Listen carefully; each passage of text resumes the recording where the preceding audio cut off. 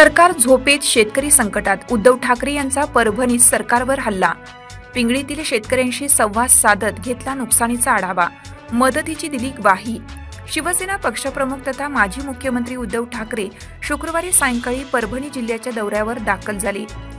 आगमनानंतर त्यांनी थेट परभणी तालुक्यातील पिंगळी गावात शेतकऱ्यांशी संवाद साधला. यावेळी पिकांच्या नुकसानीबाबत शेतकऱ्यांकडून माहिती घेत सरकारच्या उदासीन भूमिकेवर ठाकरे यांनी जोरदार टीका केली.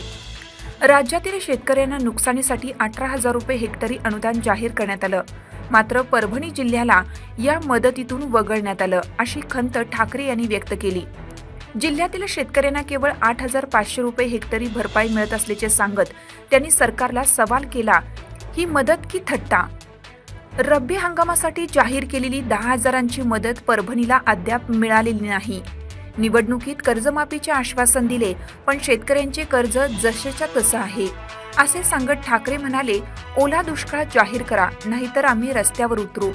ठाकरे यांनी शेतकऱ्यांना आश्वासन दिलं की शिवसेना तुमच्या पाठीशी ठाम उभी आहे. सरकारवर दबाव आणून शेतकऱ्यांना न्याय मिळवून देऊ.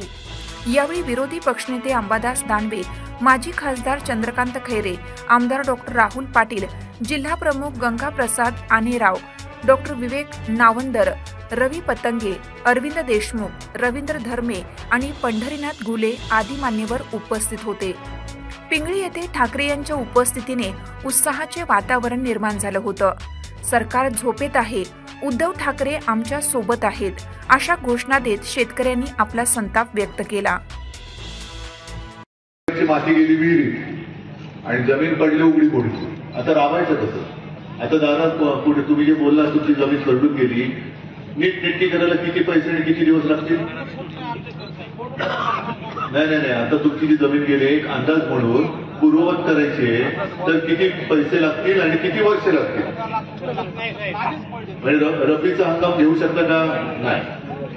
किमान 3 वर्ष लागतील ती जमीन खरडून गेलेली पुन्हा सकस करायला. आता एवढं सरकारला कळत नाहीये का? मी शेती या विषयावरती बोलतोच आहे, त्याच्यासाठी आलोय. पण दुसरा जो विषय आहे तो शक्तीपीठ महामार्ग. मला प्रामाणिकपणे सांगा, किती जणांना शक्तीपीठ महामार्ग पाहिजे? कोणाचंच काम नाही. कुठून पुढे जातोय हा?